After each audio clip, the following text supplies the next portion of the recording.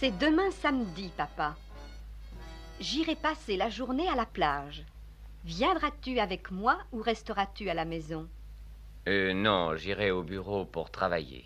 Je voudrais avoir un jour de congé, mais pour moi, les affaires d'abord. Tu viendras avec moi, maman? Non. J'ai beaucoup trop de choses à faire. La maison a besoin d'être nettoyée. Tu as raison. Voici la fin de notre épisode d'aujourd'hui. Nos amis, monsieur et madame Laurent, ainsi que mademoiselle Laurent, vont passer à la mer toute la journée. Alors, à demain, 10 heures du matin et...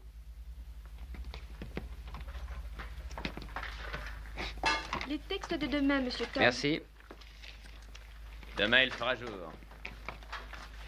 Si on faisait un petit tour, fillette, je vous paierai un verre. Désolée, j'ai encore des traductions à faire. Ne travaillez pas trop dur, mademoiselle Kent. Vous attraperez une méningite. Le colonel Graves, je vous prie. Colonel Graves, c'est Shentung. Il faut que je vous voie immédiatement. Non, non, non, non, non, non, pas à votre bureau. J'ai encore ma famille à Hong Kong, vous le savez. Entendu. À la clinique, l'autre docteur. Dans 10 minutes. Je reviens après la répétition.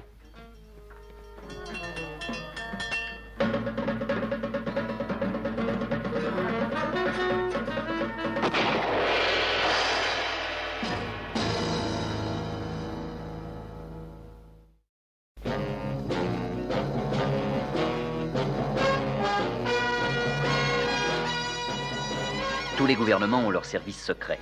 En Amérique, c'est le CIA. En France, le 2e bureau. En Angleterre, le M15. L'organisation atlantique a le sien aussi.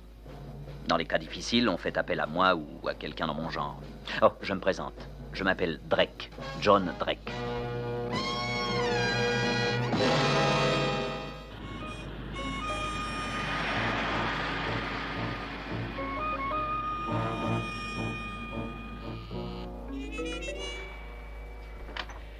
Bonjour, mademoiselle. J'ai un rendez-vous. Oui, monsieur, avec le docteur Jeune ou le docteur Singh? Avec l'autre docteur. Avec l'autre docteur? C'est ça.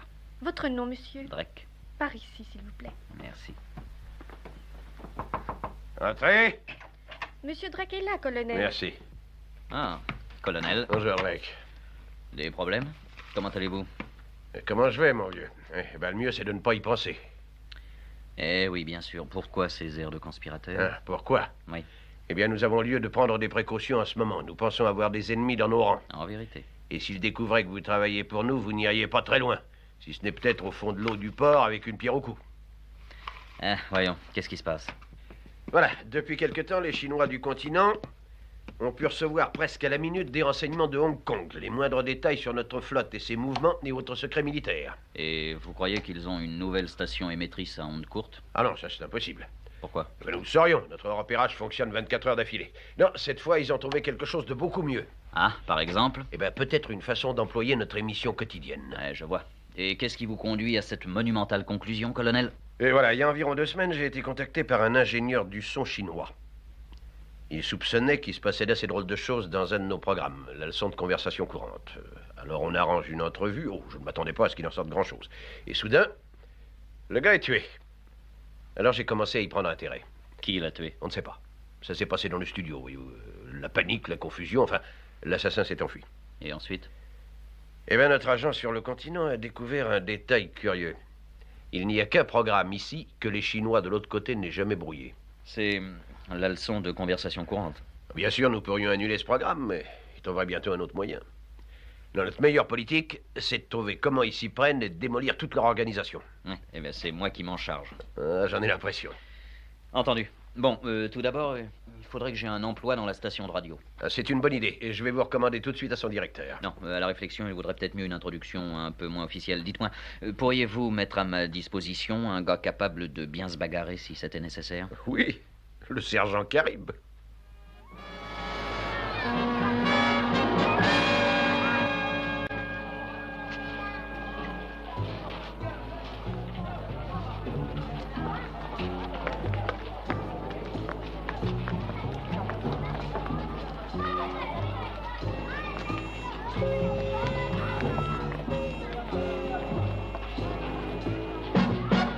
Ah non, pas ça! Arrêtez!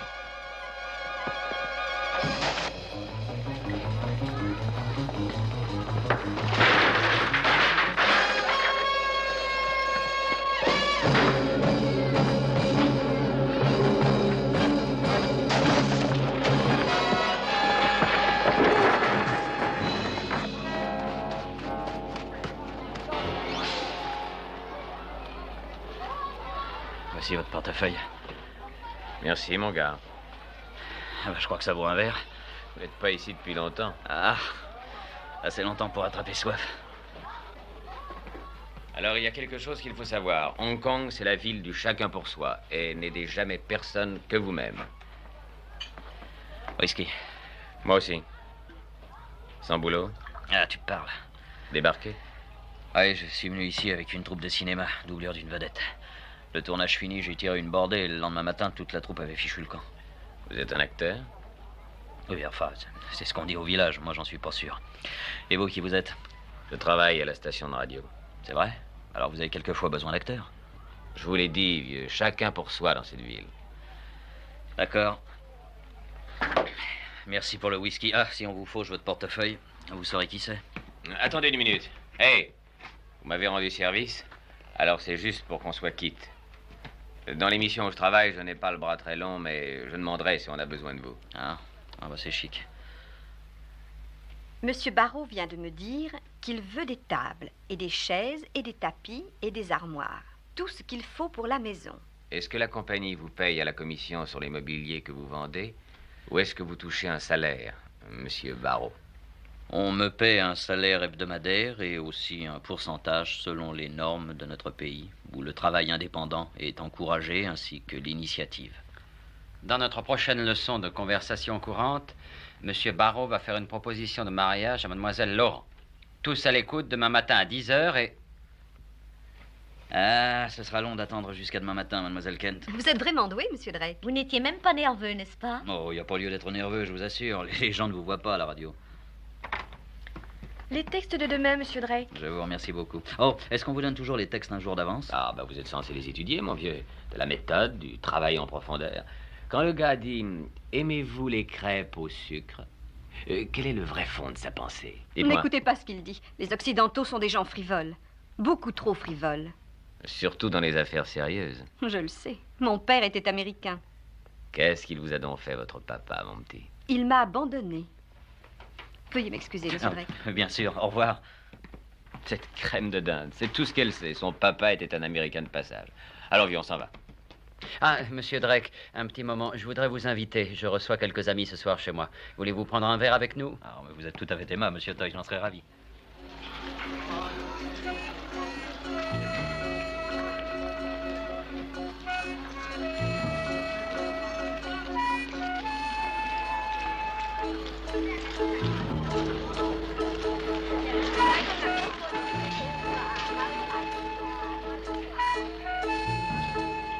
Qu'arrive?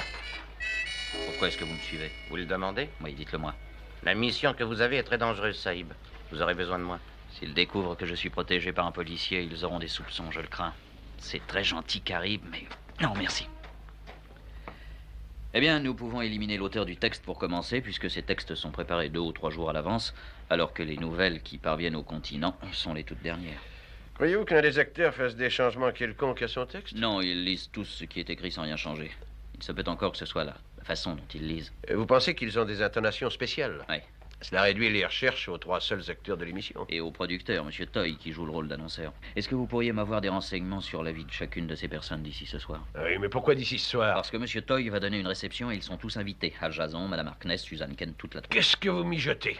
Eh bien, il me semble que nous n'apprendrons rien d'intéressant sur ce code avant de découvrir qui envoie les messages chiffrés. Bon, je peux les convoquer pour les interroger. Non. Et l'assassinat de Chen Tung est une bonne raison de Non, le ne faire. voulons pas de ça. Laissez-moi faire, laissez-moi tendre le piège. Hein. Comme disait le vieux pêcheur, de ce filet, n'ayez pas peur. Alors, quel est votre plan? Eh bien, j'assiste à cette soirée. Je cause, je me consacre à chacun d'eux successivement, je fais des allusions qui éveillent les craintes du criminel et j'attends que l'un d'entre eux de lui-même se découvre. Ça me paraît bien dangereux. Pas nécessairement, mais je m'attends à la bagarre, j'y suis préparé. Eh bien, vous ferez bien d'être prudent. Ne vous faites pas tuer, ça me ferait trop de peine. Ah, merci, c'est tout à fait gentil. Nous nous connaissons depuis longtemps, Drake. Vous voulez dire que vous ne me considérez pas en tant que policier? Je vous parle en tant qu'ami. Vous seriez plus heureux si j'avais un garde du corps. Beaucoup plus heureux, permettez-le-moi. Comment? Mais vous voulez rire? J'ai pas envie de rire. Entendu, je vous prends au mot. J'aurai des nouvelles pour vous après la réception, vers les minuit, je pense. J'attendrai que vous m'appeliez. Bien. Ah, vous croyez que je ne prends pas ma tâche sérieusement, Madame Harkness? Monsieur Drake, je ne Et je m'intéresse dois vous pas. dire pourquoi je ne prends pas ma tâche sérieusement. C'est parce qu'il y a quelque chose de bizarre dans votre programme de radio. Tom, tili, tom, tili, tom, tili, tom, tili, tom, tili. Vous voyez ce que je veux dire? Je n'en ai pas la plus petite idée. Ah, si, je crois que vous le savez, Madame Harkness. Parce que voyez-vous, je n'ai jamais vendu de mobilier. Je suis un acteur et j'ai une très bonne oreille. Monsieur Jason, j'ai l'impression que Monsieur Drake n'est pas dans son en parfaite assiette. santé, merci, Madame Harkness. Buvez un peu moins, mon vieux. Vous tenez donc à être encore balancé? Ah oui, je crois que vous dites vrai, Jason. Dorénavant, je ferai comme vous. Je m'occuperai de ce qui me regarde. Ah, bonsoir, Mademoiselle Kent. Toujours sérieuse et convenable. J'ai l'air si sérieuse, monsieur Drake. C'est une belle petite qu'ils disent, mais est-ce qu'elle peut être sérieuse? Qui dit ça? Ah, pas moi, eux. Mais je le sais pourquoi vous êtes si sérieuse. Et pourquoi? Mais parce que vous êtes malheureuse de faire ce métier-là. Oh, je ne déteste pas mon métier, monsieur Drake. C'est facile de se moquer des gens, mais tout le monde ne peut pas jouer Shakespeare. Très juste, très juste. Mais je veux parler de votre autre emploi. Vous voulez dire mes traductions? Non, je ne parle pas de vos traductions. Je ne vois pas à quoi vous faites allusion. Ah, vous le savez. Mais laissons ça pour le moment. Avez-vous toujours vécu à Hong Kong? Oui, j'ai passé toute mon enfance ici. Je vis avec mon oncle maintenant. Ah oui, je me rappelle en effet la fille qui n'a jamais été capable de pardonner à son père. J'adorais mon père, monsieur Drake.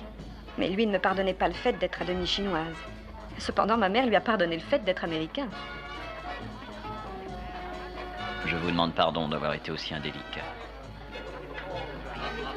Ah, quelle soirée parfaite. Elle est épatante, votre réception, Monsieur Toy, épatante. Merci, monsieur Drake. Content que vous soyez venu. Moi aussi, parce que, Monsieur Toy, il y a longtemps que je cherche l'occasion d'avoir un entretien avec vous. Il paraît que je suis l'ami d'un ami à vous, vous saviez ça? J'espère que j'ai beaucoup d'Européens pour amis. Non, c'était pas un Européen. Et qui était cet ami? Enfin, il vous connaissait, et il s'intéressait à vous passionnément, j'en suis tout à fait sûr, mais il a eu un accident. Il s'est fait descendre. Ah, Chen Tung. Oui, c'est exact. Mais soyez tranquille, il n'y a pas lieu d'être inquiet. Vous voyez, je suis la seule et unique personne au monde qui sache pourquoi Chen Tung s'intéressait tant à vous. Oui, la seule personne au monde. Excusez-moi.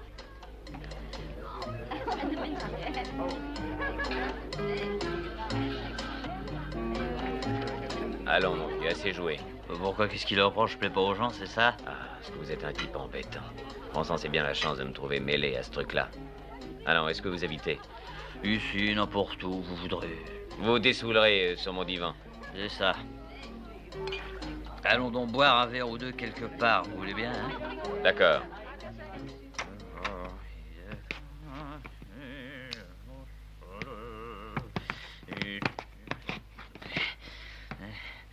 Oui, la bouteille. Là, servez-vous.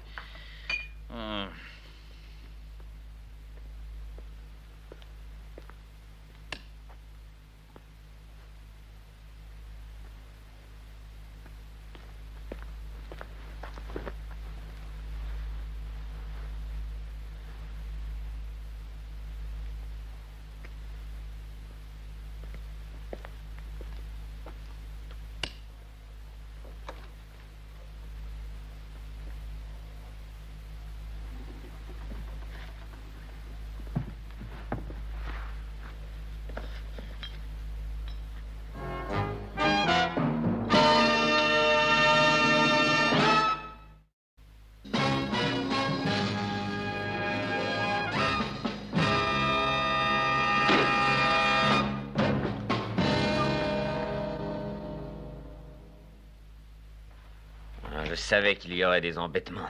C'est la dernière fois de ma vie que je rendrai service à quelqu'un.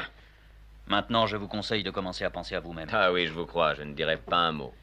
Tous les matins, vous receviez le message devant être transmis. Vous le codifiez, ensuite vous parcouriez les lignes de votre texte et C'est pas vous vrai. perdiez les mots. Je n'ai jamais emporté les textes chez moi pour y travailler. Non, c'est exact. Vous les laissiez au studio, n'est-ce pas? Mais quand vous les preniez le lendemain matin, il y avait une marque aux mots qui devait être mise en valeur ce jour-là.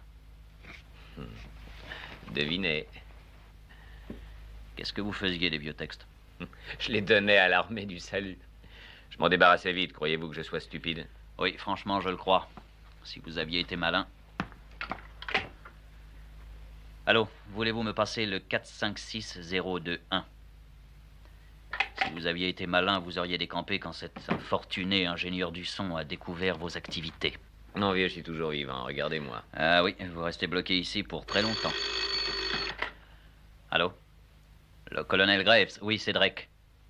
Nous sommes à l'hôtel La Platz. Chambre 28. Oui. Merci. Ah, écoutez, mon vieux, pourquoi essayez-vous de me faire peur? Je n'ai aucun renseignement à vous donner. Vous ne savez pas pour qui vous travaillez? Vous n'avez pas de contact? Il y a environ 3 mois de ça, on m'a appelé au beau milieu de la nuit. Est-ce que vous voulez gagner de l'argent? Oui, je réponds. Alors le lendemain, j'ai laissé le texte dans le studio. J'étais embringué. Comment vous paie-t-on? Je vais chercher une lettre à la poste centrale tous les vendredis, au guichet de la poste restante. Pourquoi est-ce que j'aurais posé des questions? Recevoir cet argent, c'était comme un cadeau. Et puis une nuit, ils m'ont appelé après que Shen Tung ait été tué. Ils ne tenaient pas à ce qu'ils me viennent des idées. Vous voulez dire qu'il vous avait défendu de les quitter? Oui. Et pourquoi avez-vous essayé de me tuer ce soir? Après ce que vous avez dit à la réception de ce soir, je n'avais qu'une chose à faire, vous la boucler. C'est moi qui vous ai présenté pour ce programme. Quelqu'un pouvait penser que j'avais trahi. Vous savez ce que c'est que cette ville? On ne sait pas qui est le gendarme et qui est le voleur. S'ils croyaient que je les avais donnés, je n'aurais pas pu sortir dans la rue sans me faire descendre. Vous êtes un drôle de gars entre nous, monsieur Jason. Combien vous paie-t-on? 100 $ la semaine? Non, 150 $. Américains, les dollars. Mon vieux, je crevais de faim toute l'année avec cet idiotie de programme. Eh ben, vous n'aurez plus à vous tourmenter à ce propos. Quand vous en sortirez, vous serez tout juste bon pour toucher la retraite des vieux. Ah oui, je serai chez moi d'environ 2 ans, à l'abri, dans ce bon vieux New York. Vous voulez parier? Oui. Ah, colonel, il est là. Al Jason. Tentative d'assassinat, conspiration, agression à main armée, soupçonné ensuite de haute trahison. Et j'oubliais, c'est lui qui a tué Shen Tung. Mais je vous jure que je ne l'ai pas tué. Enfin, quelqu'un l'a tué. C'est vous seul qu'on tient. Très bien, venez. Écoutez, mon vieux, ce que je vous ai dit est vrai. Je n'ai rien à vous offrir. Que voulez-vous de moi? Alignez vos cartes, je vais jouer. Très bien. Vous restez ici cette nuit. Colonel, voulez-vous le faire garder à vue pour être sûr qu'il ne donne pas de coup de téléphone? Demain, dans la matinée, vous descendrez à la station de radio. Vous prendrez votre texte et le lirez dans le studio exactement ainsi que vous le faites d'habitude. D'accord? Je me l'étais promis. Oui, promis de comprendre ce code avant l'émission du matin. J'avais le texte de Jason, celui qu'on avait déjà marqué pour le jour suivant, et j'avais les bandes d'une douzaine d'autres émissions. Je savais quelle voix je devais écouter. Je suis content que nous ayons décidé d'aller passer la journée au bord de la mer. Es-tu contente aussi? En surveillant l'appareil de contrôle pendant le temps que Jason parlait, je pouvais repérer les mots choisis. Et nous voyons devant nous la mer infinie. C'était si subtilement fait qu'une oreille ordinaire n'aurait pu l'enregistrer. Mais la machine, si. Le premier travail consistait à parcourir les bandes et à noter les mots qui l'accentuaient. Ce n'était là qu'un commencement. Encore fallait-il leur donner un sens, trouver un rapport quelconque entre eux. Mais les mots en eux-mêmes ne signifiaient rien. Ce n'étaient que les chiffres d'un code. Probablement un code assez simple, puisque les mots dont il disposait les jours où il y avait un message étaient limités aux lignes dites par Jason. Rien ne collait. J'essaie d'inverser les mots. J'essaie de les écrire dans une colonne, l'un au-dessous de l'autre.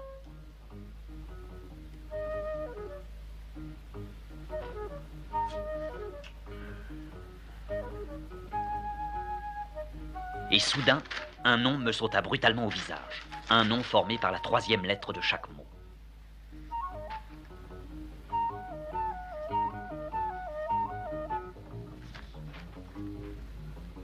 Nautilus. Je laissais sur l'un des autres groupes. C-O-R-E-E-N, coréen. Cela commençait à prendre un sens. À présent, je connaissais le code. Je pouvais obliger Jason à envoyer tous les messages que je voulais. Je pouvais lui faire dire qu'il en avait assez, qu'il voulait résilier, qu'il voulait qu'on le fasse partir de Hong Kong, sans quoi une lettre qu'il avait écrite serait envoyée à la police. J'espère que vous allez mieux ce matin, monsieur Drake. Je me sens très mal, merci, Madame Harkness. Oh, monsieur Drake. Oh, j'ai bien peur d'avoir à me faire pardonner. Pourquoi? Pour ce que j'ai dit hier soir. N'en parlons plus. Silence, je vous prie. Et maintenant, notre leçon de conversation courante. Monsieur et Madame Laurent sont sur la plage. Le temps est vraiment calme aujourd'hui. Et le soleil a un éclat brillant. Où est notre fille, chérie? C'est bien dommage qu'elle ne soit pas venue à la plage avec nous.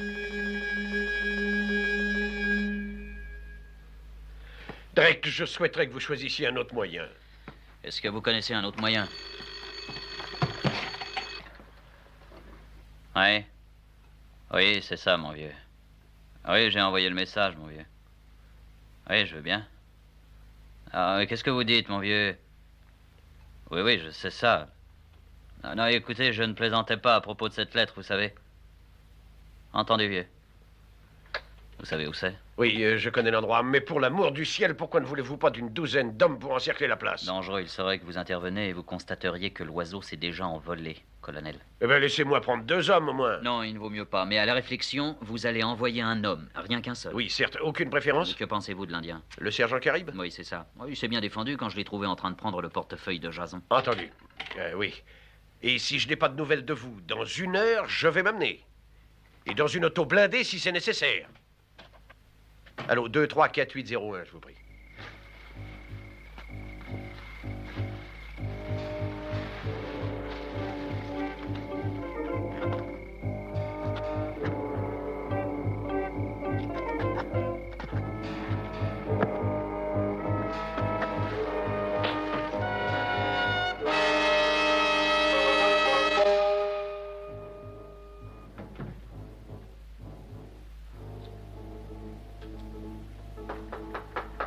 Entrez, monsieur Jason.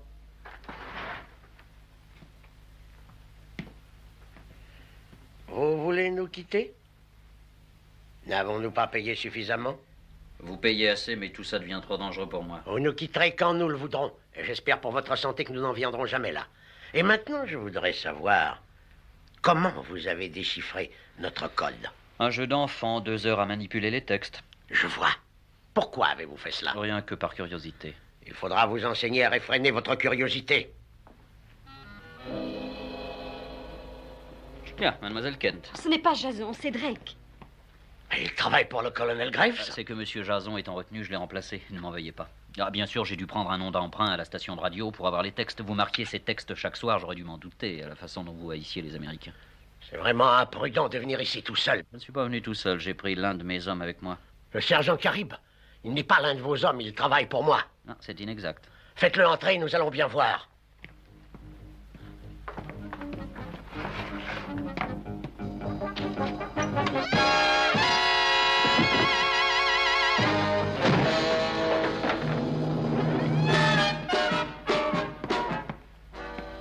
Désolé de faire ça à une charmante artiste, mademoiselle Kent.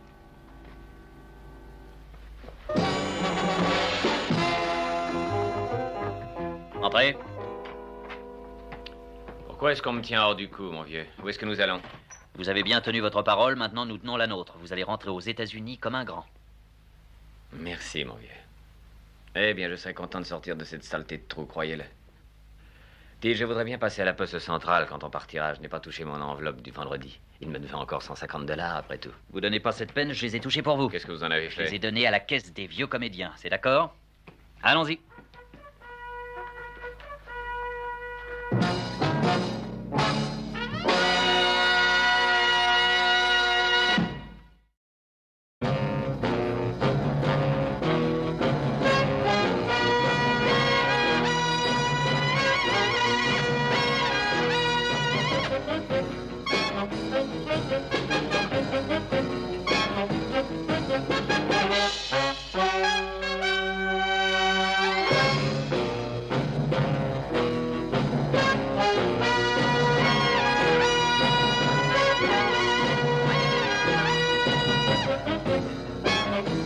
Thank you.